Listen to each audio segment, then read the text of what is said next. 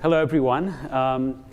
So I'm going to talk a little about mixing in hardware accelerator libraries on your personal scientific computers. So a little bit about myself. So I started out, the distribution I've used the longest is Gen 2 Linux, and I think the real value you get from that is you get a complete tool chain, and there's very little sort of work to go from being a user to being a developer. They've got like really excellent documentation, and they help each other very well as a community. So also using Gen 2 gives you a really excellent model for using something like Spack, because they have this idea of use flags that directly translate into Spack variants, which was originally borrowed from BSD. And so fast forward into graduate school, I'm working at the high performance computing cluster of my university, and my supervisor comes back from SE16 and says, there's this great thing, Spack, that we should really start using on our cluster. And so over a couple of years, we eventually installed 33 packages. And these are just the top level, right? There's hundreds of packages sitting beneath that. That's just saved us like a ton of work. We could do things that wouldn't otherwise be possible. And also ran a little psychological experiment where I made my colleagues in my lab, 6 PhD students, also use Spack as our default for using all software in the lab, and it actually ran really smoothly. I was really nuts and actually had it update as a cron job every night to run on develop. So, so more recently, I've kind of used Spack in computational immunology. So here's an example where we're running a multi-scale model of lung infection, and we're looking at pharmacokinetics. So to combat antimicrobial resistance, we have to test out new antibiotics every so often. And so these are single and multi-dosing regimens. Each sample takes 16 hours to collect. And so this was a 2-week wall time experiment. And the last thing I'll mention is, like, please find me and tell me all the cool things of the history of Spack. I'm trying to write the Spack Wikipedia article, and a lot of softwares have this like wonderful history section that you would never learn anywhere else. My real pet project is to find people adopting like actual HPC clusters, adopting Spack, outside of LLNL, and I think it'll be very cool to say who was the first among those. Okay, so motivation for this talk. So if you've bought a laptop within the last 2 years, chances are you have something called a neural processing unit built into the chip. And the idea behind this is you have these sort of well-trained LLMs, and it's not intended really for training, but it's intended to sort of run these efficiently. And I think there's some potential here to apply them to like other types of scientific computation. If you have the hardware, why aren't you using it? So another motivation is, I think it would be, after all the investment that the DOE has spent in modernizing and using accelerators on their clusters, it'd be really cool if you could kind of bridge those technologies to a more personal computing environment and make that more widely available. In particular, for my use case, I think also we want to target like Windows and Mac OS like more deeply. And so for the purposes of this talk, I'm going to talk about R and a little bit of Python in the context of trying to use these sort of NPU hardware accelerators.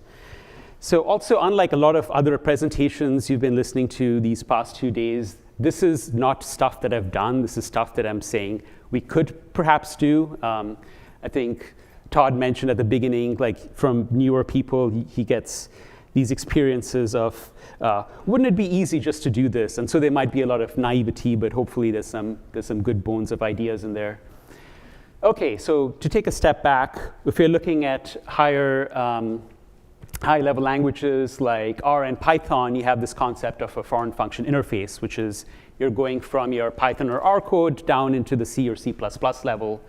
And so in Python, they actually kind of discourage you from using the default C-Python interface because it's sort of very verbose. Like the Python official docs actually suggest use any of these other 4 libraries instead. That is not the case with R. So R has sort of first-class support for extensions, including Fortran. I know some of you will appreciate that. And it currently supports C++ 17. It's super easy to debug. You can just launch R with GDB or LLDB and have, you can fully explore any bug that you need to. It's also very common to almost have these kind of pseudo C++ libraries bundled as R packages with not too much more in them. So like Boost and like Armadillo is like a scientific computing package. So it's kind of like a very, all of your C and C++ work sort of becomes very accessible if you use R. And it is probably a favorite function interface language if you don't have one, even if you don't know it yet. So I'm mostly going to talk about R because in the world I work with, that's kind of what I can get funded to develop further.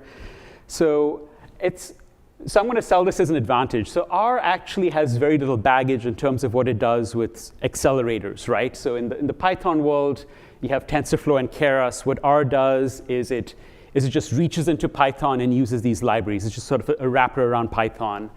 Or you might have web interfaces in the case of Elmer or Chatter. And so it's sort of not using this sort of foreign function interface path down to like an accelerator. And so I could end my talk here today if SYCL would be the answer to everything, because then you could, so R is sort of like a source distributed higher programming language. So it will try to give you the sources and compile from them. A little bit of that has changed. So I think on Mac OS with ARM, they've kind of made it more defaulting to binaries. And Windows also sort of more defaults to binaries. However, R is a GNU project. And so SYCL uses Clang. And if I were to tell on the R mailing list, hey, why don't you replace GCC with Clang, I would get defenestrated for good reason. I mean, you want to respect the GPL and all that's done for us. So instead, our options are to use Kokkos or Raja, which are sort of libraries for performance portability. For the sake of today's talk, I'm just going to talk more about Kokkos because we have people in the room who can give constructive feedback about that. But the choice is sort of yours. So as far as I understand, Kokkos, it needs to be compiled on the platform on which you're running. So if you're choosing between sort of like a CPU workload or using the accelerator, like you do need to have enough of the environment so that you can do that, right? And so I actually think this will be a good use case where we could consider having something like Spack develop in like a production environment of sort of developing these Kokkos kernels and accelerators for. And so next I'm going to talk in particular with the bioconductor package system of R. So what bioconductor is, so in the Python world, since we use Spack and we're familiar with Python, in the Python world you have PyPy, which hosts all of your packages, right? And so bioconductor has CRAN, but it also, or R has CRAN, but it also has bioconductor, which is sort of another repository that hosts like a disjoint set of packages. And the separate repository actually is sort of software engineered to be quite different. So it's meant for biomedical use. It's been around for a very long time. So since 2001, it contains over 2,000 packages. It's a lot of work has been put into it by Robert Gentleman, who's one of the co-founders of R. And it's sort of very widely used, about 150,000 unique IP address downloads, about 5,000 to 6,000 scholarly publications a year. And only this year, so the first GPU accelerator package has made its way in, like just last month. And so this is kind of a little worrying. I don't want us to be sort of forced into using one particular vendor for scientific computing. And so I'm hoping that we can try and change that. So R provides, it does CI and unit testing, but it also provides binaries. So it'll provide binaries for Windows and Mac OS. Windows are a very important group for the bioconductor community because that's the majority of our users, right? So an important component of this project is to get our accelerators to sort of run natively on Windows. And so the way bioconductor does it is they have an Azure builder that will create the R packages, but for the sake of development, we also need some sort of way of making it easy for developers to get into package development, kind of just with a shell interface. And so so Canonical has like an LXC container, and they've done some work to make that possible. I haven't played around too much, but that's kind of the best I've seen so far. Mac OS is a bit more frustrating. So the Apple license limits you from running Mac OS on anything other than Apple hardware. So I think what people seem to do is buy a Mac Mini and work off of that. Bioconductor themselves sort of they use a server farm called Mac Stadium, and so they run their builds off of that. OK, so now narrowing down to R. So I mentioned Bioconductor has these 2,000 packages. So one of the unique things they do is every time there is an R release or an R subversion release, Bioconductor bumps all of their package versions. And the reason they do this is they want to allow for this very strict interoperability. So you have some Bioconductor packages which contain classes, and you want to be able to share those classes among the packages and guarantee they all work with sort of each release. So it's kind of like a versioning scheme similar to an OS release process. You have these sort of disjoint sets of versions with each version of R and version of Bioconductor. So this makes it sort of very important to provide an interface. So like we need a data interface to the Bioconductor classes, the system of classes. And so what this means for Kokkos is on the lower level of the stack facing the front function interface, you would interact with the Kokkos kernels. You'd interact with existing R classes, not developed actually for accelerators. They were developed for like the world of single-cell sequencing, where you have these sort of very large data sets that do not fit in memory. And so there's array and delayed tensor classes. And the other component is they separate out the parallelization. So I'm not too sure how this would end up being implemented, but it's something we'd have to think about. So you'd have the interface, but you'd also have a separate runner where you can sort of choose how you want to parallelize. A lot of problems often tend to be embarrassingly parallel. So it may not be super necessary to initially have like a Kokkos implementation that sort of spans across machines, right? So I also want to point out, so the approach I'm kind of suggesting here differs from PyKokkos. So PyKokkos tries to more directly wrap Kokkos and sort of transpile from this domain-specific Python language into the kernel. What I'm proposing here is just to expose Kokkos C++ templates more directly, but make them easier to work with. So to provide Kokkos is for the R system is quite a bit of work, right? To set up like a Kokkos environment and all of its dependencies. But there is precedent for doing this. So currently, you can choose to, instead of using the source repository for Bioconductor, you can use Ubuntu precompiled, like an Ubuntu repository with all those packages compiled. And so this is what's called the R2U or BioC2U. And I think the U is Ubuntu here. And so you're not using the sources. Instead, you just use these binaries.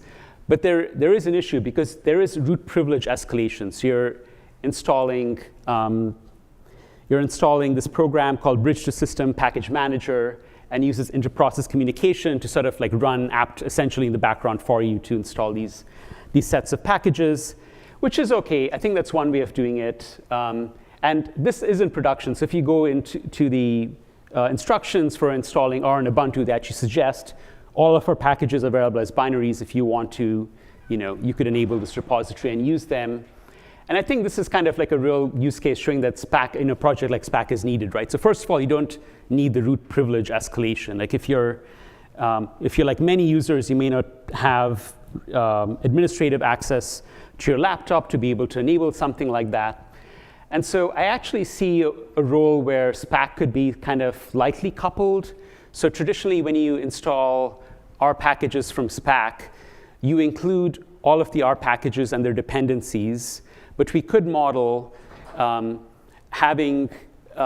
we could say R install this package, and that could communicate with Spack to install the dependencies, but not the package itself, right? And the package is still installed from R, and it's linked to sort of externally with Spack. So you'd have all the flexibility of moving around with versions of packages that you would expect with Spack, but not be confined to what your upstream repository contains.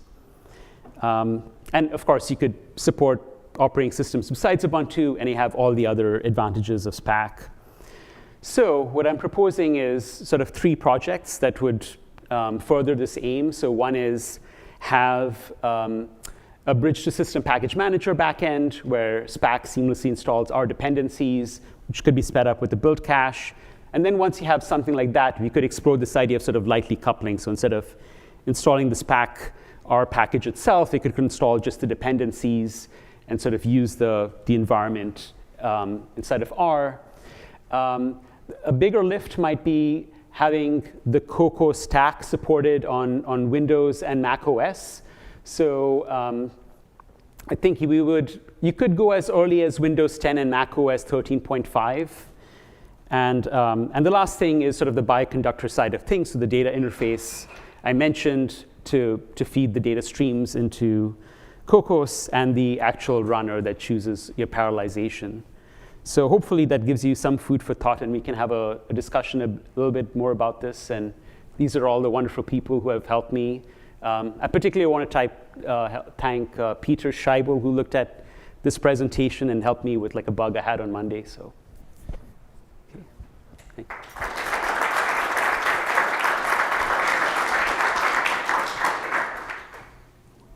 We have time for 1 or 2 questions.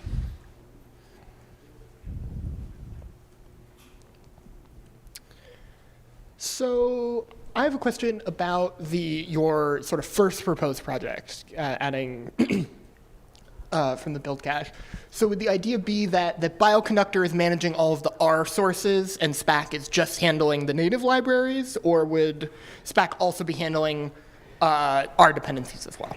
Yeah, so bioconductor on Linux would it downloads the source code and then it'll search, like package config or any other utility, run a configure script to check, do I have these headers in my path? Can I compile this package, right? And so ordinarily you'd get that maybe from the operating system or from Homebrew or however what system you're using.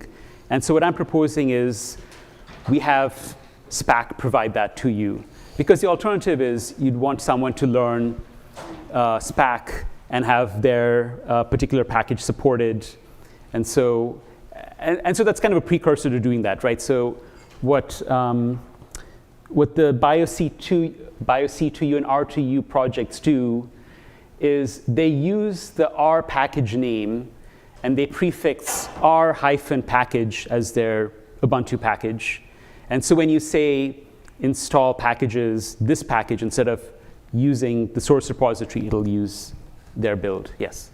Todd.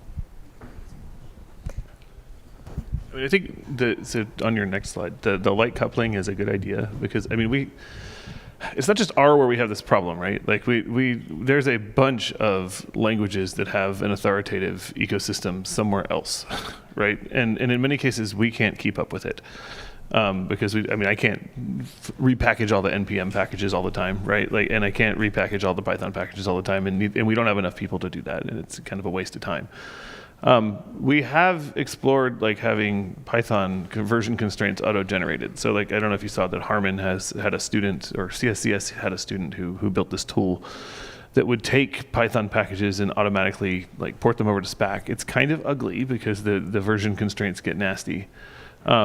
But I guess my point is that at this point, with the versioning enhancements that came out of that, Spack is actually a superset of the version constraints in those other systems. So we could have package repos that are backed by some kind of dynamic coupling with an external package repo. I don't know, if you're interested in that project, we could start a working group around it or something. I think that's ultimately the way to go.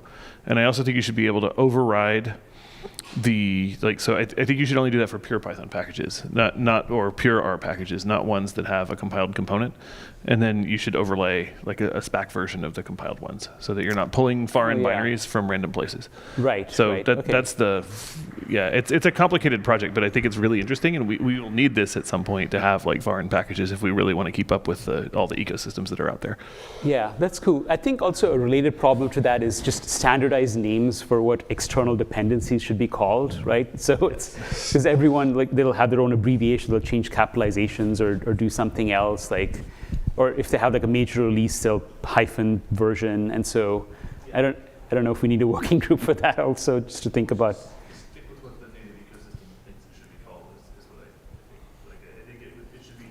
from pip. Right. Go to Spack and use some variant of the same name, right? Maybe with a prefix or something like that. Yeah, okay. That's all the time we have. Let's thank Pariksheet again.